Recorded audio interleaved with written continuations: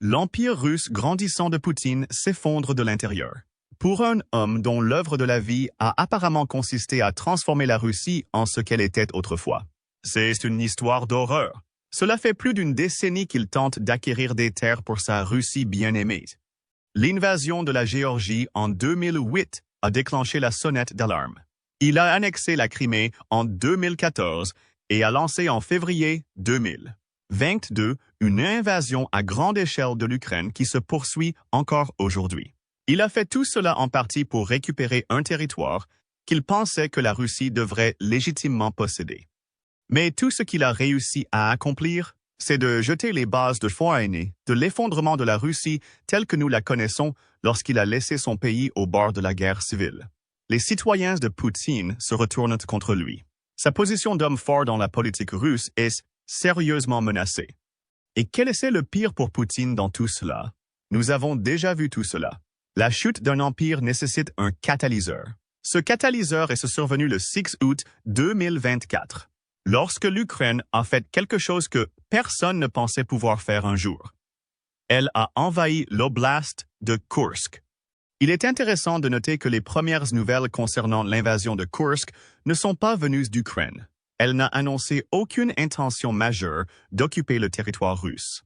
Il y venait plutôt de Russie, et le ministère de la Défense de ce pays a annoncé que le 6 août, à 8 heures du matin, un groupe de 300 soldats ukrainiens avait franchi la frontière avec Kursk. Ces soldats portaient apparemment un brassard bleu pour les distinguer de l'ennemi, et le tir a suivi par un nombre plus restreint de chars et de véhicules blindés. L'attaque initiale s'est concentrée sur les pointes de contrôle de l'autre côté de la frontière, où plusieurs dizaines de gardes-frontières russes, pour la plupart de jeunes conscrits peu expérimentés au combat, se sont rapidement rendus aux attaquants ukrainiens. À l'époque, la Russie affirmait avoir repoussé l'attaque. La vérité serait exactement le contraire. Un jour après le début de l'invasion, des véhicules blindés ukrainiens se précipitaient vers la ville de Sudzai, située à seulement 10 km des lignes de front. Le troisième jour, les soldats ukrainiens atteignirent Kurowin, un petit village situé à 21 km de la frontière. D'autres gains ont suivi. L'Ukraine a avancé, capturant des villages en cours de route. 10 jours après l'invasion, l'Ukraine a occupé Souda, en faisant un centre de commandement à partir duquel les futures attaques seraient ordonnées. Cela a incité Poutine à promettre une réponse digne à l'invasion. Cette réponse n'est pas encore arrivée. Au lieu de cela, au cours de la première semaine et demie de l'invasion de Kursk, la Russie a été contrainte d'évacuer environ 200 civils de la région, tandis que Poutine tentait de retirer une partie des 500 soldats qu'il avait stationnés en Ukraine pour assurer une défense adéquate contre eux. Avance rapide jusqu'à la fin août, lorsque le scénario de ce film a été écrit, et l'Ukraine prétend désormais contrôler près de 500 miles carrés de territoire russe dans l'oblast de Kursk. C'est ce qu'a déclaré son commandant militaire en chef, le général Alexander Syrsky, qui a également ajouté que l'Ukraine avait fait 594 prisonniers de guerre russes dans le cadre de l'opération. À titre de comparaison, selon les LA Times, la taille du territoire occupé équivaut à peu près à la taille de Los Angeles. D'autres rapports, cette fois de la BBC, indiquent que l'Ukraine contrôle désormais environ 100 colonies russes dans ses 500 miles carrés, chacune pouvant désormais être fortifiée contre une probable contre-attaque russe. L'ensemble de l'invasion a été une grande humiliation pour Poutine. Pendant la guerre, il a agi comme un homme fort russe, un rôle que de nombreux dirigeants russes avant lui avaient tenté de jouer. Autoritaire, décisif, suffisamment fort pour faire ce qui doit être fait. C'était l'image que Poutine espérait cultiver. Et une grande partie de son succès dans la création d'une telle image résidait dans sa capacité à dépeindre la Russie comme impénétrable. Le citoyen russe moyen ne devrait pas s'inquiéter de la guerre en Ukraine, a-t-il soutenu. L'ensemble du conflit se déroulerait en Ukraine, et à aucun moment la guerre ne s'approcherait des portes collectives de la Russie. L'invasion de Kursk a montré que ce n'était pas vrai. Ce qui nous amène à la question de savoir pourquoi l'Ukraine a attaqué Kursk en premier lieu. Il n'a certainement pas l'intention d'annexer la région et de la considérer comme faisant partie de l'Ukraine. comme Poutine l'a fait avec la Crimée en 2014. Bien que l'Ukraine envoie davantage de troupes dans la région et que Forbes indique qu'elle prévoit d'envoyer 15 soldats ainsi que 2 brigades d'assaut, ces troupes ne sont pas chargées de remettre Kursk aux Ukrainiens. S'emparer du territoire de Kursk ne signifie pas lancer une invasion majeure qui conduirait à l'effondrement de l'empire de Poutine en raison de la perte de terre face à l'invasion ukrainienne. Les intentions de Zelensky sont un peu plus complexes. Une interprétation est que l'invasion de Kursk était destinée à servir de tactique de dissuasion. L'Ukraine espère qu'obliger la Russie à envoyer des troupes à Kursk allégera la pression sur la région ukrainienne du Donbass, où Poutine a concentré la plupart de ses attaques en 2024 et où la Russie gagne lentement du territoire. En particulier, Zelensky aurait pu espérer éloigner les troupes russes de Pokrovsk, qui, selon Forbes, est l'une des principales cibles de Poutine dans son offensive vers l'est de l'Ukraine. Si telle était l'intention, l'invasion aurait peut-être échoué dans son objectif odieux. Le 28 août, Forbes a rapporté que la Russie avait capturé le village ukrainien de Novorodivka, situé à seulement 8 km de Pokrovsk. Poutine se prépare probablement à reprendre l'offensive. Et l'implication des troupes ukrainiennes à Kursk pourrait signifier que l'Ukraine sera moins en mesure de monter une défense solide en réponse. D'autres motivations, évincées par Paul Danieri, chercheur à l'Institut de recherche sur l'Ukraine de l'Université Harvard, semblent être plus logiques. Dans une interview accordée à l'Université de Californie à Riverside, il note qu'il n'est pas clair comment l'invasion de Kursk affectera les batailles clés de la guerre en Ukraine. Cependant, cela répond à un autre objectif. Selon lui, le premier succès de l'invasion améliore clairement le moral des Ukrainiens et pose un problème politique à Poutine et à ses commandants militaires. Ce dernier point est extrêmement important dans la mesure où Kursk pourrait s'avérer être le catalyseur de l'effondrement de la Russie moderne. Comme le souligne Danieri, Poutine a pris la rare mesure d'apparaître à la télévision russe pour préparer ses chefs militaires devant la nation tout entière. Son intention était claire, continuer à promouvoir l'image de l'homme puissant qu'il avait si bien servi en tant que dirigeant de la Russie. Le problème est ce que l'invasion de Kursk a permis de briser l'aura d'invincibilité de la Russie. Poutine a attaqué ses chefs militaires alors que l'Ukraine gagnait davantage de territoire et que des milliers de Russes étaient évacués. Poutine ne peut plus prétendre être un homme qui protège la Russie. Ce serait également une erreur d'attaquer publiquement vos commandants militaires. En fin de compte, la question est de savoir pourquoi ces dirigeants ont été nommés en premier, lieu s'ils étaient suffisamment incompétents pour permettre l'invasion ukrainienne. Les Russes ne sont peut-être pas en mesure d'interroger Poutine publiquement, mais en privé. Nombreux sont ceux qui commenceront probablement à douter de la capacité décisionnelle de leurs dirigeants. Nous y découvrons quel pourrait être le véritable motif de l'invasion de Kursk. Zelensky sait probablement que l'Ukraine ne pourra pas tenir Kursk pour toujours. À un moment donné, la Russie lancera une contre-offensive. Le directeur adjoint de la CIA, David Cohen, a déclaré que cela était pratiquement inévitable. Déclarant le 28 août, « Nous pouvons être sûrs que Poutine lancera une contre-offensive pour tenter de reconquérir ce territoire. Il sait que ce sera une bataille difficile pour la Russie, d'autant plus que la lenteur de la réponse de Poutine a donné à l'Ukraine le temps de renforcer ses défenses. Mais la contre-offensive approche.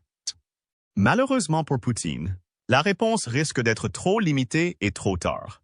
L'Ukraine a déjà atteint l'un de ses principaux objectifs, à savoir ébranler la confiance de la Russie dans son leader militariste. L'image de l'homme fort a été détruite non seulement pour l'ensemble de l'armée russe, mais aussi pour celui qui la commande. Et si tout se passe comme prévu pour l'Ukraine, l'invasion de Kursk sera à la fois le tournant de la guerre en Ukraine et le début de la fin pour Poutine. Cela nous amène bien sûr à la question évidente. Comment? Comment l'invasion de Kursk pourrait-elle déclencher une guerre civile en Russie? Ou au moins renverser l'empire grandissant que Poutine tente de construire? La réponse commence par quelque chose que nous avons déjà mentionné. L'invasion de Kursk souligne les erreurs de calcul militaire de Poutine. Cela commence par l'échec de la fortification des frontières nord de la Russie avec l'Ukraine, alors que Poutine a consacré tous ses efforts à l'offensive de l'Est en 2024. Cela a conduit à la situation que nous avons vue le 6 août. lorsque les forces ukrainiennes ont pu facilement vaincre les postes frontières russes. Poutine a affecté à ses points de contrôle de récents conscrits russes, dont aucun n'avait l'expérience ou les compétences nécessaires pour combattre l'invasion des forces ukrainiennes. Pyron Corps. Comme le souligne le général russe à la retraite Andrei Gurolev, membre de la Chambre basse du Parlement russe, ces gardes-frontières n'avaient aucun renseignement. Malheureusement, le groupe de forces protégeant la frontière ne disposait pas de ressources de renseignement propres, a-t-il déclaré sur l'application de messagerie Telegram. Personne n'aime voir la vérité dans les rapports. Tout le monde veut juste entendre que tout va bien. La vérité dans les poches. Sporty, ces 4 mots reflètent le fait que de nombreux Russes, y compris certains membres de ces cercles politiques, pensent que les informations qu'ils reçoivent en des médias d'État sont conçues pour maintenir Poutine au pouvoir. Le dirigeant russe ne dit pas la vérité à son peuple sur ce qui se passe à Kursk, mais ses tentatives pour le tromper ont échoué. Je peux enfin voir les preuves de mes propres yeux. La Russie a perdu du territoire et la population de Kursk est en train d'être évacuée. Tout cela peut être attribué aux erreurs militaires de Poutine, à la fois en ne parvenant pas à sécuriser la frontière de Kursk et en fournissant à ses troupes les renseignements nécessaires. Poutine a commis une autre erreur. Il a sous-estimé le général Alexandre Syrsky, actuellement l'officier militaire le plus haut gradé d'Ukraine, a commandé les forces ukrainiennes à Kharkiv en 2022, menant le pays à la victoire sur les forces d'invasion russes qui ont joué un rôle clé dans l'échec de la Russie à sécuriser Kiev au cours des premières semaines de la guerre. Syrsky est l'homme avec l'indicatif d'appel Léopard des Neiges et l'homme qui a succédé au général Valery Zelensky après que Zelensky a évincé son ancien chef militaire début 2024. L'erreur de Poutine a été de supposer que Syrsky adopterait la même approche que son prédécesseur lorsqu'il s'agirait de lancer des attaques contre les forces russes. En 2023, Zelensky était chargé d'organiser la contre-offensive ukrainienne contre la Russie. Cette contre-offensive a échoué, entre autres, parce qu'elle a été tellement médiatisée que la Russie a eu suffisamment de temps pour organiser une défense qui lui a permis de conserver le territoire que l'Ukraine espérait restituer. Poutine doit ressembler à un génie militaire aux yeux de son peuple. L'homme qui a organisé l'armée russe pour arrêter la plus grande offensive en Ukraine a réussi à se ressaisir. Mais la réalité est que le succès de Poutine était le résultat de l'échec de Zelensky. Et Syrsky était une bête complètement différente. Sky News décrit le nouveau chef militaire ukrainien comme un planificateur obsessionnel doté d'une discipline de fer, et Al Jazeera a noté que certains en Ukraine le traitent de boucher. Il préfère également les attaques discrètes et précises contre ses ennemis aux offensives généralisées et très médiatisées. Nous l'avons vu dans son approche face à une insurrection soutenue par Poutine dans l'est de l'Ukraine en 2014, au cours de laquelle le responsable de la sécurité russe, Dmitry Medvedev, l'a décrit comme utilisant des tactiques de chat, une référence à son indicatif d'appel de Léopard des Neiges. Les signes avant-coureurs étaient donc là. Toute attaque organisée par Syrsky serait extrêmement bien organisée et n'impliquerait pas une offensive tous azimuts, jetant corps après corps. Les coups seraient petits, précis et dispersés. En d'autres termes, c'est exactement ce que nous avons vu à Kursk, où les forces ukrainiennes lancent des attaques tactiques contre l'opposition russe en utilisant des groupes plus petits. Poutine aurait dû savoir tout cela à propos de la Syrie. Il a vu de nombreuses attitudes de Syrsky sur le champ de bataille, mais il a sous-estimé le commandant militaire ukrainien. Par conséquent, la capacité de l'Ukraine à occuper le territoire russe. Nous commençons ici à voir des parallèles entre Poutine et ses prédécesseurs de l'ère soviétique. Après tout, la Russie a l'habitude de sous-estimer ses adversaires. Dans les années 1980, la Russie est entrée en Afghanistan, convaincue qu'elle serait capable de détruire rapidement les insurgés du pays et de le soumettre au régime soviétique. L'Union soviétique s'est effondrée. Elle s'est retrouvée coincée dans le bourbier d'une guerre qui a duré près d'une décennie et qui a entraîné la mort de 15 soldats soviétiques. La Russie est contrainte de battre en retraite. Bruce Riedel, qui travaillait à l'époque sur le plan de la CIA visant à aider les insurgés afghans, souligne que Poutine semble aujourd'hui sous-estimer les Ukrainiens de la même manière que l'Union soviétique a sous-estimé l'Afghanistan. Milton Bearden, un autre agent de la CIA pendant la guerre en Afghanistan, l'a exprimé avec plus de force. En essayant d'inverser l'histoire, Poutine pourrait au contraire la répéter. Les schémas commencent à se répéter.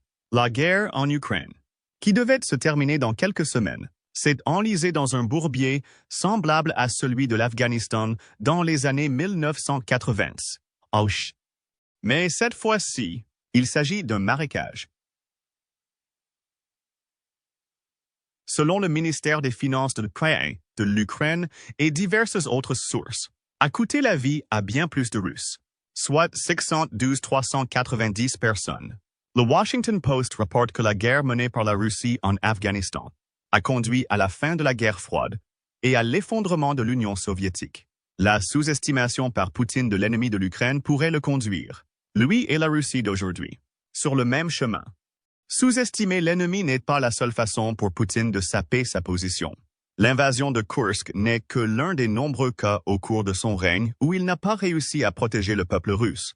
The Conversation a publié un article sur ce sujet fin août 2024, notant que Kursk n'est que le dernier trou dans une longue lignée de l'image de Poutine en tant que protecteur. Il souligne que pendant la guerre en Ukraine, de nombreuses villes russes, dont Moscou, ont été la cible d'attaques de drones ukrainiens. Il établit également des parallèles entre l'invasion de Kursk et un autre incident célèbre de Kursk, le naufrage d'un sous-marin nucléaire qui portait le nom de la région, le 12 août 2000. Environ 3 mois après que Poutine soit devenu président de la Russie, une explosion s'est produite dans l'une des écoutilles de torpille du sous-marin Kursk. La plupart des 118 membres d'équipage du sous-marin sont morts, même si 23 survivants ont réussi à se barricader dans le compartiment du sous-marin où ils attendaient d'être secourus. C'était l'occasion pour Poutine de renforcer sa réputation de défenseur du peuple russe. Au lieu de cela, il a tergiversé. Poutine a refusé l'aide étrangère de peur de paraître faible. Lorsque les plongeurs norvégiens furent finalement autorisés à monter à bord du sous-marin le 21 août, les 23 survivants de l'explosion étaient myossés. Poutine n'a pas voulu parler de cet incident, allant même jusqu'à annuler ses vacances à Sochi lorsque la crise a éclaté. Un modèle de comportement a été établi. Le 1 septembre 2004, un groupe de 30 militants armés a pris d'assaut une école fréquentée par des enfants, des membres de leur famille et des enseignants. Cette fois, Poutine a agi un peu plus vite. Le 3 septembre, il a ordonné aux forces spéciales d'entrer dans le bâtiment. Il y a eu un massacre. La bataille chaotique a entraîné la mort de centaines d'otages, dont 186 enfants. Les survivants et les proches des personnes tuées ont poursuivi le gouvernement russe devant la Cour européenne des droits de l'homme, accusant Poutine de mauvaise gestion de la situation. Ils ont gagné. Le tribunal a jugé que les otages ne pouvaient pas être protégés. Qu'est-ce que tout cela signifie? D'autres modèles apparaissent. Non seulement Poutine sous-estime régulièrement les situations auxquelles il est confronté, mais il prend souvent de mauvaises décisions. Ces décisions affectent le peuple russe. Qu'il s'agisse des 23 personnes qui sont mortes à bord du sous-marin à cause du retard ou des centaines de personnes qui sont mortes dans l'école parce qu'elles étaient en panne. Sa mauvaise gestion de l'invasion de Kursk est un autre exemple de l'incapacité de Poutine à protéger son peuple. Et cela pourrait entraîner une effusion de sang. Encore une fois, nous constatons des similitudes avec l'Union soviétique dans la mesure où, quel que soit le pouvoir du dirigeant, c'est le peuple qui contrôle en fin de compte le destin de son pays. L'effondrement de l'Union soviétique a été précipité par des manifestations de masse, telles que celles de la place Lénine à Minsk en avril 1991 et les manifestations d'août 1989 impliquant 2 millions de personnes dans les États baltes de Lituanie, de Lettonie et d'Estonie. Les gens ont fait connaître leur mécontentement à l'égard du régime actuel. L'incapacité de Poutine à protéger son peuple, un modèle qu'il a montré tout au long de sa présidence, pourrait conduire à des situations similaires en Russie aujourd'hui. Après tout, il doit déjà faire face à la colère de ces gens. Le 17 août 2024, The Guardian a publié un article dans lequel il s'est entretenu avec une femme russe nommée Lyubov Antipova, fille de parents âgés vivant dans le village de Zaoshanka, dans l'oblast de Kursk. Elle affirme avoir supplié ses parents de quitter le village lorsqu'elle a entendu pour la première fois des rumeurs d'invasion. Les parents d'Antipo n'ont pas écouté. Pourquoi le ferais-tu? Poutine était au pouvoir et aucune invasion n'avait eu lieu depuis la Seconde Guerre mondiale. Puis, les photos ont commencé à se mélanger. L'une d'entre elles montrait des soldats ukrainiens debout devant un supermarché situé près du siège d'une compagnie gazière. Antipova connaissait bien cet endroit. Elle n'était qu'à 50 mètres de la maison de ses parents. Nous étions sûrs que l'armée russe nous protégerait, dit Antipova. Je suis étonné de la rapidité avec laquelle les forces ukrainiennes ont progressé. L'invasion a également surpris d'autres habitants de Kursk. Le conservateur du musée archéologique de la ville, Alexander Zorin, affirme que les rapports qui lui ont été remis sont faux. Selon certaines informations, les fonctionnaires n'étaient pas du tout effrayantes.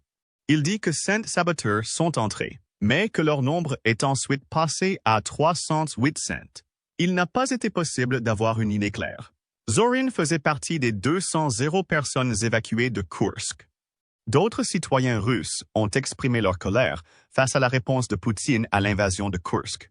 Dans une entrevue avec CBC, les soldats ukrainiens, qui souhaitent être identifiés par le slogan « Wolverine », a déclaré que de nombreux citoyens qu'il a rencontrés avaient exprimé leur colère contre les autorités. Ils parlent de trahison de la part du gouvernement russe.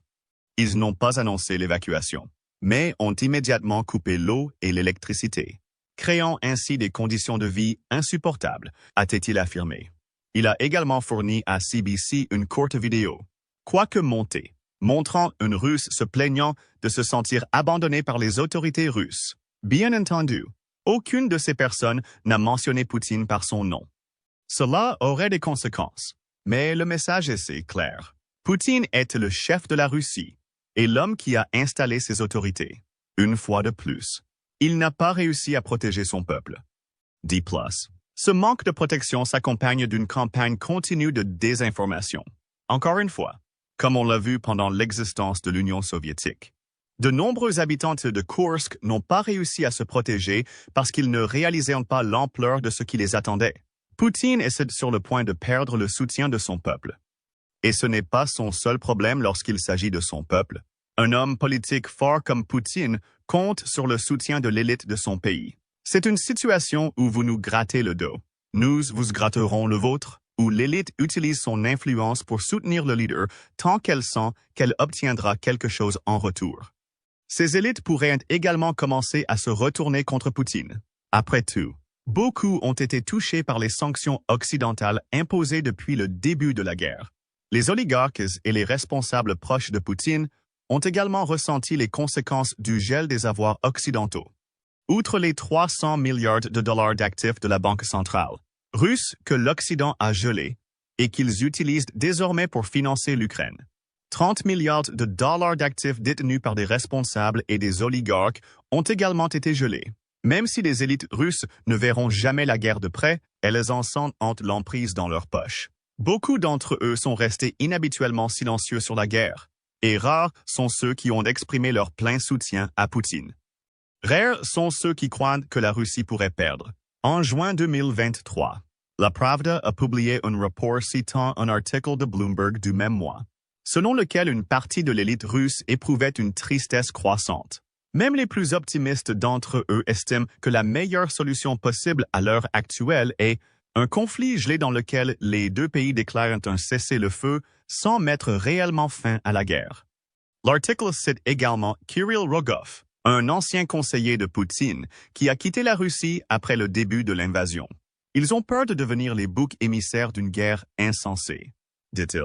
Il est vraiment surprenant de voir à quel point l'idée d'une chance que Poutine ne gagne pas cette guerre soit devenue répandue parmi les élites russes. Il est important de rappeler que ces commentaires sont apparus en juin 2023, soit plus d'un an plus tard, et que ces élites ont vu Poutine échouer à repousser une invasion du territoire russe. Où tout cela mène-t-il Poutine lorsqu'il s'agit de son peuple? Il serait faux de dire que le grand public recherche la tête du dirigeant russe. Ce n'est pas le cas, et la politique de Poutine limiterait de toute façon quiconque le souhaite. Mais il y a un net sentiment d'insatisfaction. Les habitants de Koursk sont en colère non seulement contre la désinformation propagée par Poutine, mais aussi contre son incapacité à répondre correctement à l'invasion, démontrant une fois de plus sa tendance à ne pas prendre de mesures décisives pour servir sa nation. Il semble que Poutine perde également le soutien d'une partie de l'élite russe, car le mécontentement grandit, et le sentiment que la Russie ne gagnera pas la guerre contre l'Ukraine, qui domine cette partie de la société. En bref, Poutine perd le soutien de son peuple et, comme l'histoire russe l'a montré à plusieurs reprises, même un dirigeant puissant et autoritaire risque l'effondrement de son empire lorsque le peuple se retourne contre lui. L'invasion de Koursk pourrait s'avérer être un catalyseur dans la lutte contre Poutine. Mais une telle rébellion pourrait-elle conduire à une guerre civile?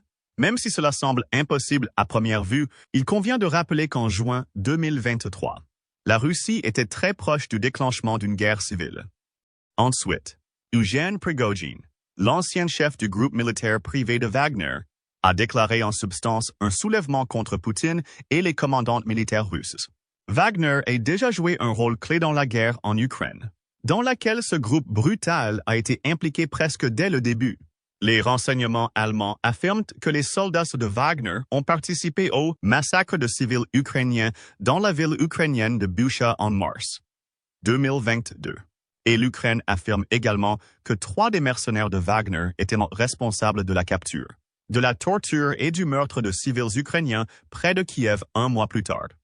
En juin 2023, Wagner n'était pas satisfait de la manière dont Poutine menait la guerre et, par conséquent, les forces dirigées par Prigogine se sont déplacées à travers la ville, de Rostov-sur-le-Don pour encercler le quartier général militaire du sud de la Russie. Le coup d'État s'est rapidement terminé et Prigogine est revenu sur sa décision peu de temps après. Cependant, cela montre à quel point le pouvoir de Poutine peut être faible. Selon l'Australian Strategic Policy Institute, si un groupe comme Wagner parvient à gagner le soutien des rangs russes, ces insurrections deviendront plus vastes et plus significatives. Si les rebelles obtiennent le soutien du peuple russe, dont la confiance collective dans Poutine en tant que protecteur et homme fort est déjà ébranlée, le risque d'une guerre civile qui évincerait Poutine ne fera qu'augmenter. Ajoutez à tout cela que Poutine commet bon nombre des mêmes erreurs que les dirigeants soviétiques avant lui. Nous le voyons dans les menaces UK et menaces nucléaires répétées contre l'Ukraine et les pays qui l'ont soutenu pendant la guerre. De telles menaces de guerre nucléaire ont été constantes tout au long de la guerre froide, même si aucun dirigeant soviétique n'y a jamais donné suite. Poutine fait de même en menaçant de lancer des bombes nucléaires sans les déployer. Ces menaces vides de sens non seulement renforcent la confiance de l'Ukraine dans sa capacité à franchir les lignes rouges pendant la guerre, mais présentent une fois de plus à Poutine comme un homme qui ne soutient pas ses paroles auprès du peuple russe. Mais le plus grand préjudice causé à Poutine est peut-être la possibilité que son peuple le considère comme le reflet de Joseph Staline. Selon la Hoover Institution, Poutine imite Staline à bien des égards. Même si Poutine n'a peut-être pas gagné des millions grâce aux purges, il n'a jamais hésité à se débarrasser de ses ennemis. Pour s'en rendre compte, il suffit de regarder Eugène Prigogine, l'ancien chef Wagner, et s'est décédé en août 2023 lorsque son avion d'affaires s'est écrasé au-dessus de l'oblast de Tver. La cause probable de cette explosion était une bombe posée par un saboteur au nom de Poutine. Poutine imite également Staline d'une autre manière. Tous deux sont des dirigeants militaristes, même si Poutine ne porte pas l'uniforme de Staline. Et tous deux s'appuient sur la projection d'images puissantes pour maintenir le contrôle. Les deux hommes remplacent également régulièrement ceux qui les entourent, avec un accent particulier sur les généraux militaires, qui n'ont pas réussi à obtenir les résultats escomptés. Hoover souligne également que les deux hommes partagent des thèmes communs dans leur propagande, chacun appelant à des sacrifices au service de leur pays. Et ces sacrifices se présentent sous la forme du sang de leur peuple. On pourrait même affirmer que Poutine fait preuve d'un mépris total à l'égard du peuple russe, comme en témoignant l'incident du sous-marin Kursk et son échec à résoudre la crise des otages à Beslan.